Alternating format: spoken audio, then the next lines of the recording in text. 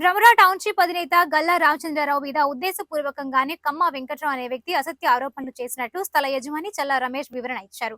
పిడుగురాళ్లకు చెందిన కమ్మ వెంకట్రావు వడ్డీ వ్యాపారి. అతని వద్ద చల్లా రమేష్ కొంత నగదును వడ్డీ నిమిత్తం తీసుకుని దానికి హామీగా తన పొలాన్ని తాకట్టు కింద రిజిస్ట్రేషన్ చేశారు.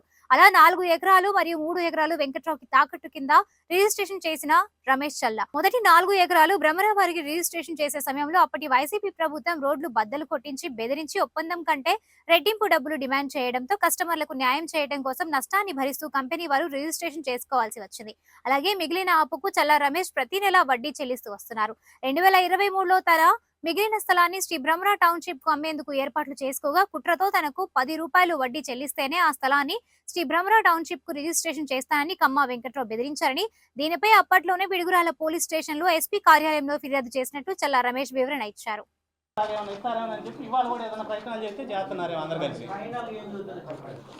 ఫైనల్ ఏమి సార్, 3 ఎకరాలు 7 సెంట్ల పొలం మాత్రమే అతని పేరు మీద ఉంది. నా పొలం అది. నా పొలం నాకు ఇస్తే నేను వాళ్ళకి రిజిస్టర్ చేస్తా. వాళ్ళదేం కాదు, వాళ్ళ ఇష్యూ కాదు ఇది. నాకు అతని పొలం అప్పచెప్పాలి, నా దగ్గర డబ్బులు తీసుకోవాలి, నేను వాళ్ళకి ఆ పొలం రిజిస్ట్రేషన్ చేయాలి, వాళ్ళు కస్టమర్లకు చేయాలి. అది చేసి ఈ వివాదాలన్నీ పడలేము. మేము ఎప్పుడు వివాదాల్లో ఉన్నవాళ్ళం కాదు. వీడికైతే అలవాటే వడ్డీలు చేయటం, బ్యాంకులను ఏదో చేయటం. ఉన్నాయిగా, ఫోన్పేలే ఉన్నాయిగా, ఫోన్పేలే ఉన్నాయి.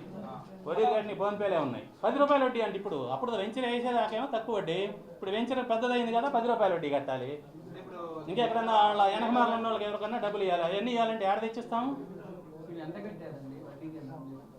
ఈ కింద అప్పట్లో మంత్లీ ఇచ్చుకుంటూ వచ్చానండి. ప్రతి నెల 22 చూడండి, ఫోన్పేలు 11 లక్షలకి 22,000. అట్లనే ఇంకో దానికి 1,32,000 అట్లా కట్టుకుంటూ వచ్చాము. అతను రిజిస్ట్రేషన్ ఎన్నాళ్ళు లాంగ్ అయింది, కానీ ఎప్పుడో వీళ్ళు అది రిజిస్ట్రేషన్ జరిగితే వీళ్ళు ఆ డబ్బులు అతనికి ఇచ్చేసేవాళ్ళే. నాకు ఎక్కువ మొత్తం ఏమైనా అడిగేటప్పటికే నేను ఇవ్వలేక నేను ఆగిపోయాను. వాళ్ళు నన్ను ఒత్తిడి చేస్తారు.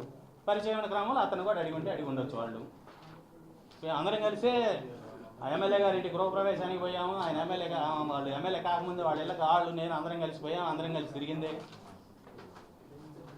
ఇంకో చూడండి, ఇది వడ్డీ